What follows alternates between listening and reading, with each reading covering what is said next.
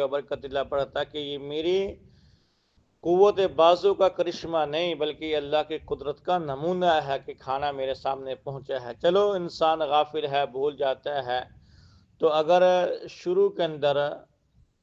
وہ بسم اللہ نہ پڑھ سکا، چاہیے تو یہ کہ جب آدمی کھانا کھائے اکٹھا بیٹھ کے تو ذرا اونچی آواز سے بسم اللہ پڑھ لے تاکہ دوسروں کو یاد آ جائے۔ اگر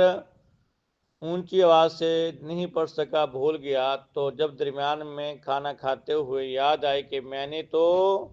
بسم اللہ نہیں پڑھی، تو درمیان کی دعا یہ ہے بسم اللہ اولہ و آخرہ، بسم اللہ اولہ و آخرہ، کہ میں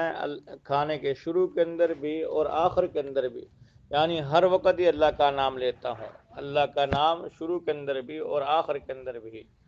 اور کوشش کریں کہ کھانے کے ہر لقمے پر کیا پڑھنا چاہیے؟ یا واجدو۔ مشائخ نے لکھا ہے کہ جو بندہ کھانے کے ہر لقمے پر یا واجدو پڑھے گا، دیکھو یہ کوئی سنت